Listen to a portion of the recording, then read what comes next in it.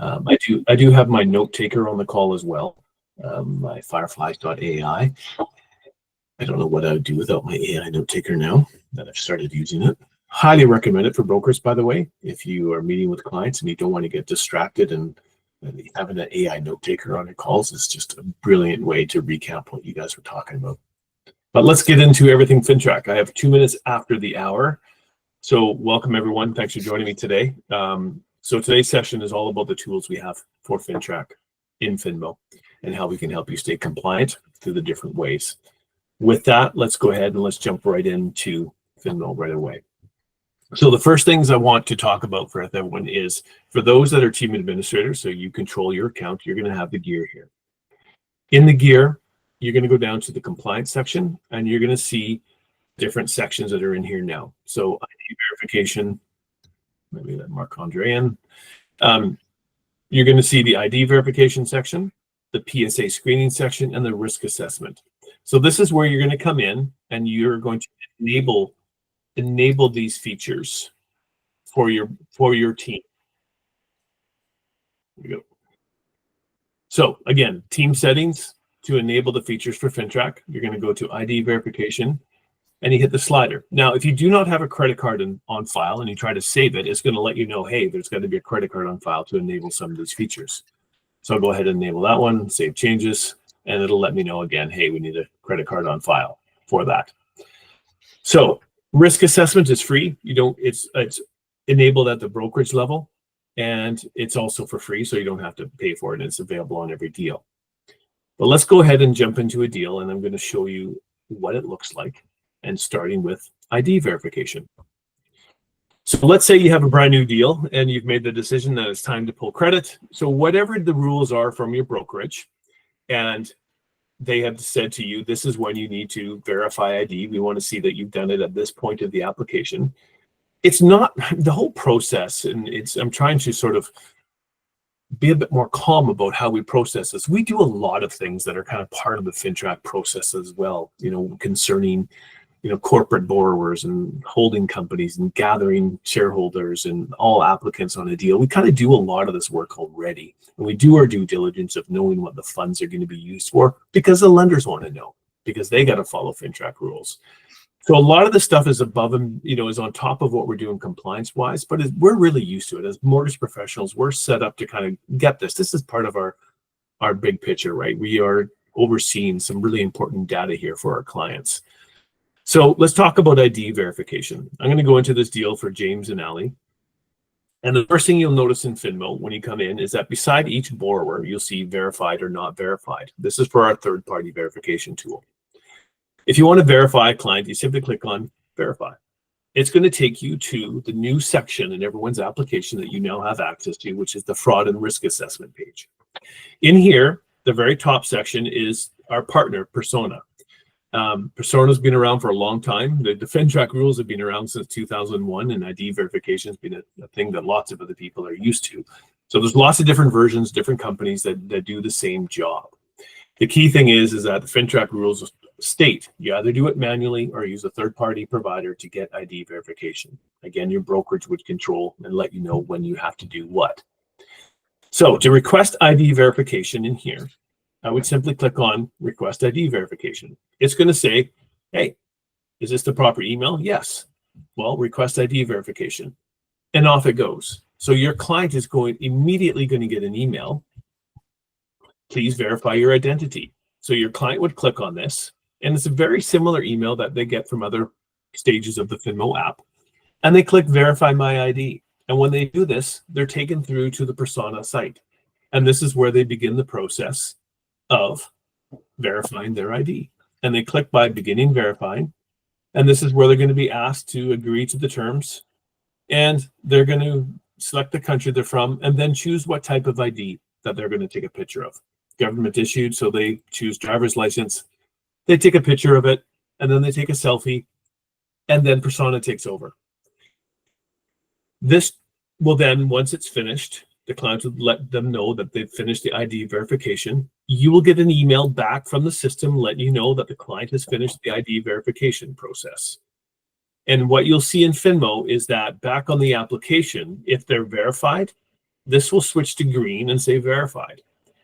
Within the document section of every deal, you will see ID verification come as a request, as a for review condition. And in that condition here, and I haven't added it here, you will be able to review that document. And that document will show you exactly everything that persona checked to confirm that that person is who they say they are. The good thing about that ID verification that happens through persona is that they're not just comparing the British Columbia driver's license to their database of British Columbia driver's license. They know what every driver's license is supposed to contain, every little symbol, every pixel. They know if someone has taken their smartphone and taken a picture of another piece of ID on an iPad.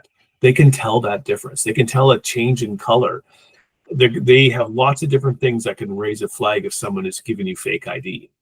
But the other thing that they do is they do a small politically exposed person check as well. If it comes up on the ID verification that, hey, wait a second, this person is a MLA for the legislature in whatever province, that will come up saying, hey, PEP check may be necessary. And so then you can start asking those questions more to the person. Hey, are you a member of the Legislative Assembly? I am. Okay, great. Thank you. I'm just going to have to do a bit more questions with you as part of my regulations. So that is the third-party way. Let's talk about the manual way. So let's say you've met this client face-to-face. Whatever the rules are with your brokerage, you can have certain times when you can use a third-party check. You have to. Just meeting people remotely, you never meet them face-to-face and you've never met them before, probably a good idea to use a third-party check. For the manual checks, you've met with the client, you say, yeah, identity verified? Yes. What did I use? I used the government ID or the credit file. Let's say government photo ID. Date verified was today. Today's not February. And the year in, document used, driver's license, identifying number, country of issue, jurisdiction of issue, and the expiry date of that piece of ID. Once you have entered everything into here, let's say 2030, Canada, British Columbia, got everything in there, and save. It's going to show you, when you minimize it, 100% complete. So it's going to show you that you verified this ID manually. Now, if they're a politically exposed person, you can do it manually as well right here and enter in the valuation method.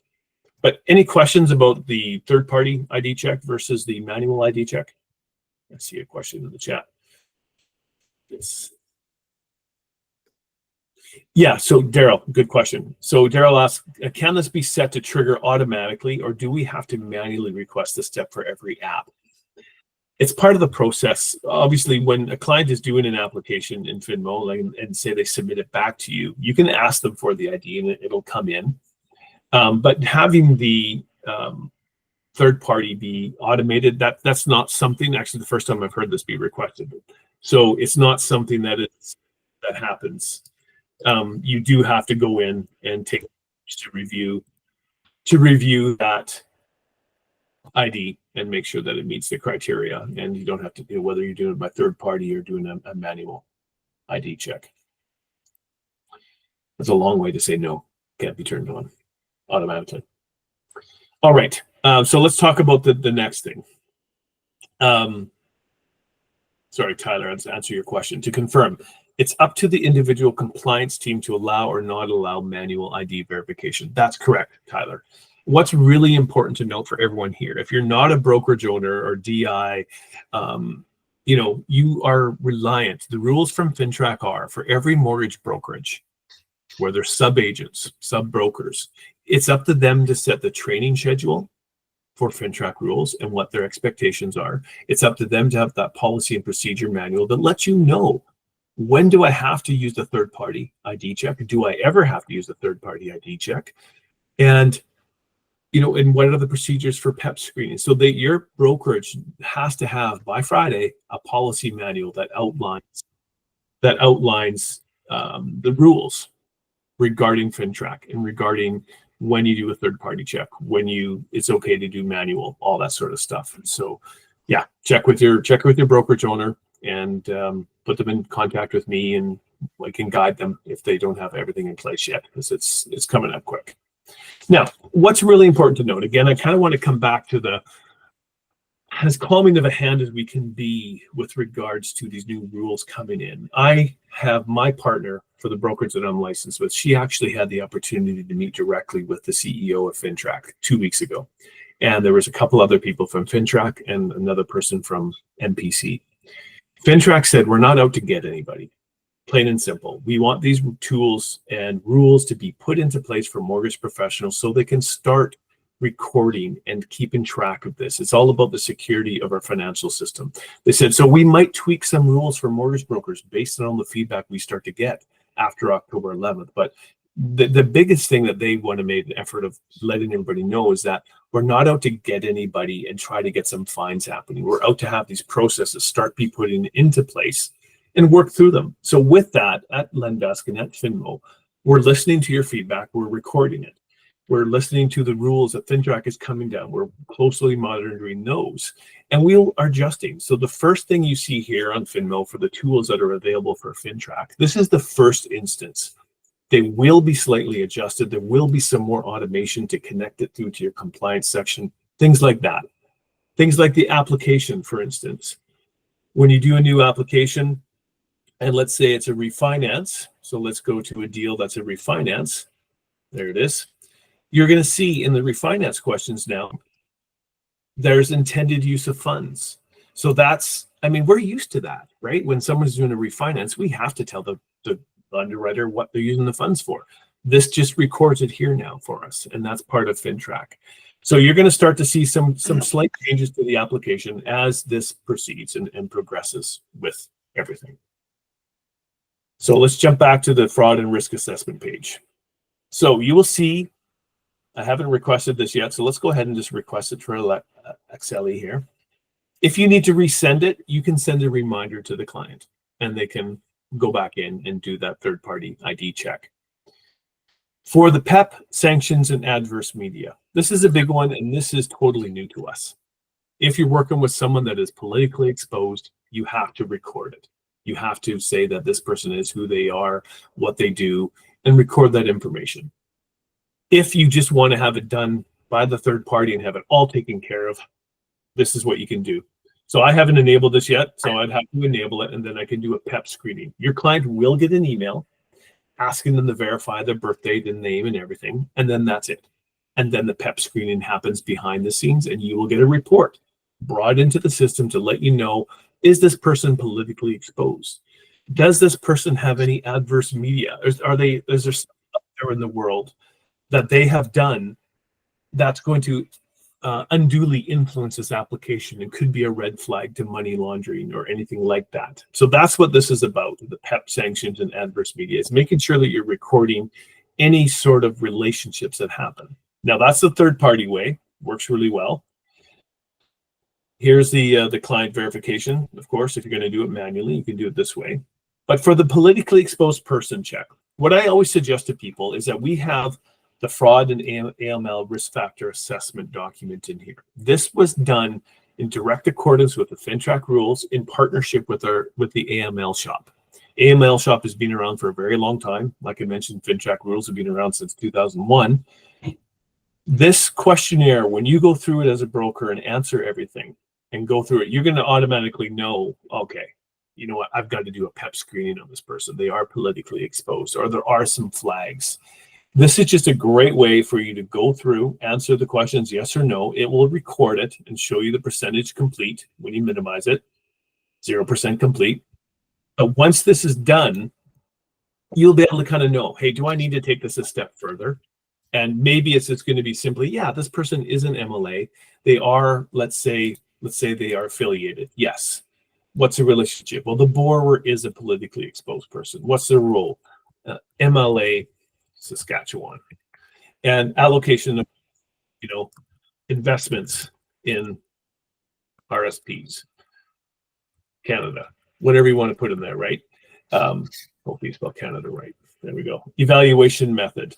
You can put spoke to client, reviewed assets, risk measures taken, risk assessment, whatever you want to put up. I did a risk assessment questionnaire.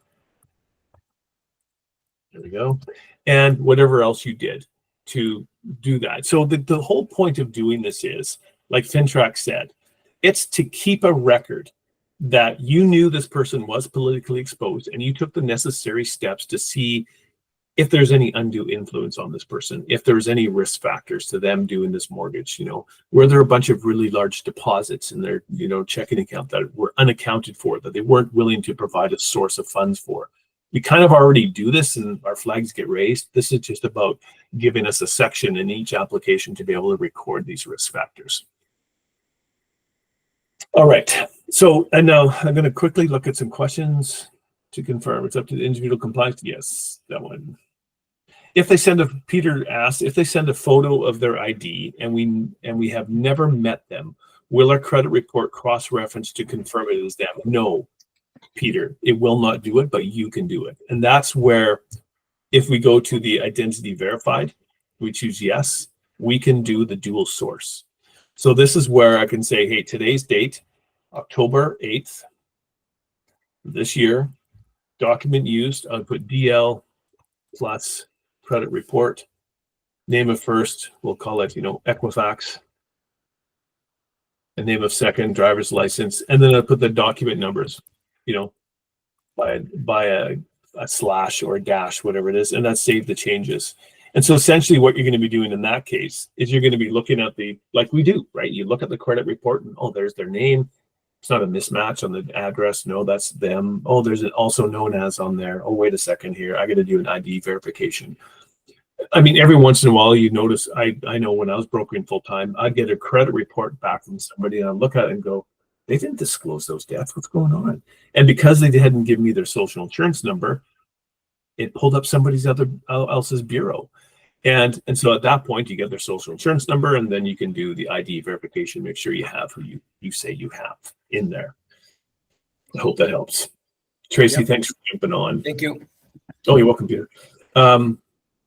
So is this fraud and AML assessment needed on every application intake? In short, Tyler, yes. It's up to your brokerage to tell you when all this information, but according to Fintrac rules, as of October 11th, these rules are enforced for any mortgage closing after that date. You need to have an ID verification done on every deal, and you need to do a PEP screening for clients if they're politically exposed. If you think they are, you have to have a record of it inside your deal, and those records have to be easily accessible to your administrator, etc., and for you to download. And that's what we're providing you. So Sarah asked a question, is this fraud and risk assessment available to all agents? It's up to each of us as mortgage professionals to do this within every deal. So I'm in a deal here for Excelli and Vertanen.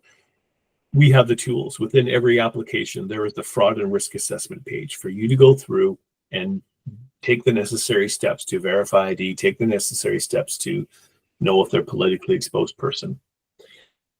The last thing I want to talk about is third-party determination. Third party, we talked about this on the webinar. It's going to be a very rare case where you have somebody that has a power of attorney doing a mortgage for somebody else. That's a third party where there's another person really involved in the whole application process. I've seen it a couple times. I've seen a sort of third party stuff, but very rare. Again, it's something where you can just describe in here. Hey, power of attorney for mom's in the hospital, whatever it is, right? But again, I've never done something to a power of attorney like this, so I think it's very rare for us that we're going to have to enter something like that in. All right, so again, just to recap, every administrator on a team within the compliance section, you are going to see these new sections for the ID verification, PSA screening, and risk assessment. In the billing section of Finmo, you're going to need to make sure that you have a credit card on file if you want to be able to use the third-party systems, okay? Because there's a cost to that. If you are a brokerage owner and you have a control center, a little globe here, like it is clicked on, you can go into your brokerage, and in the compliance section, you are going to have a new section for the risk assessment here that will be enabled. And you can turn this on or off to allow the manual thing. Everyone has it available in every deal as long as your brokerage has enabled it on there. So that's it. for today's presentation, everyone. So please, it's open to questions for if anyone has a general question about the use of the tools within Finmo.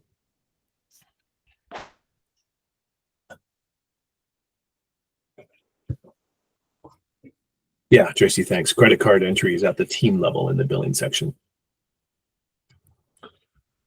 Does anyone have any questions? Oh, my pleasure, Peter. Thanks for coming on.